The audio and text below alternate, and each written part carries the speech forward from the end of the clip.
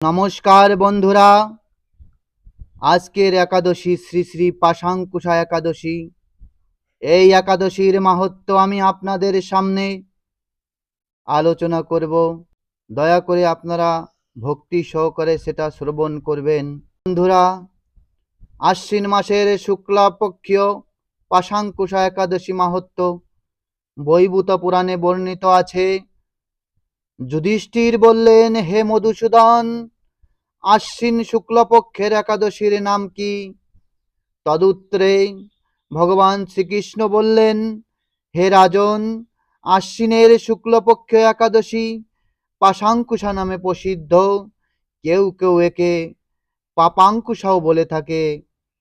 এই একাদশীতেই অভীষ্ট ফল লাভের জন্য মুক্তিদাতা পদ্মনাভের পূজা করবে। শ্রীকৃষ্ণ শ্রীহরি নাম সংকীর্তন দ্বারা পৃথিবীর সর্বতীর্থের ফল লাভ হয়। বদ্ধজীব মহাবশত বহু পাপ কর্ম করেও ভগবান শ্রীহরির শরণাপন্ন হয়ে প্রণাম নিবেদনে নরক যাতনা থেকে রক্ষা পায়। এই একাদশীর মহিমা শোনার ফলে নিদারুণ যমদণ্ড থেকে মুক্তি লাভ হয়। শ্রীহরিবাসর ব্রতের মতো ত্রিভুবনে পবিত্রকারী আর কোনো বস্তু নেই। হাজার হাজার অশ্বমেধ যজ্ঞ এবং শত শত রাজসূয় যজ্ঞ এই ব্রতের শতভাগের এক অংশের সমান হয় না। এই ব্রত পালনে স্বর্গবাস হয়, মুক্তি, দীর্ঘায়ু, আরোগ্য, সুপত্নী, বন্ধু প্রভৃতি অনায়াসে লাভ করা যায়।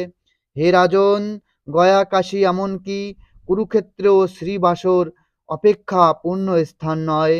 হে ভূপাল, একাদশী উপবাস ব্রত করে রাত্রি জাগরণ কালে অনায়াসে বিষ্ণু লোকে গতি হয়।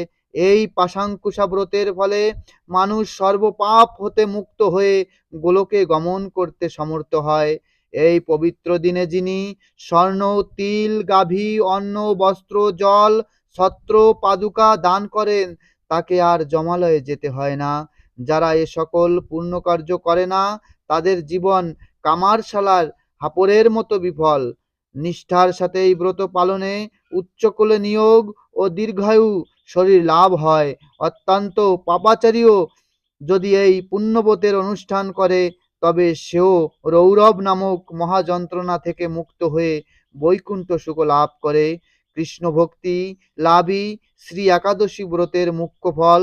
তবে অনুষাঙ্গিক রূপে স্বর্গ, ঐশ্বর্যি, অনিত্য ফল লাভ হয়ে থাকে।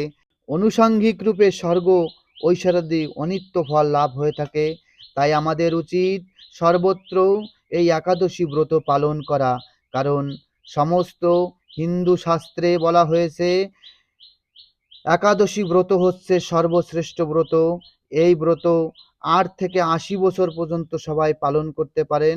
আপনারা সবাই দয়া করে এই ব্রত পালন করবেন এবং অনায়াসে ভগবত ধাম এবং ভগবত ভক্তি লাভ করে অনায়াসে সেই গোলক বৈকুণ্ঠ ধামে অধিবর্তন করবেন।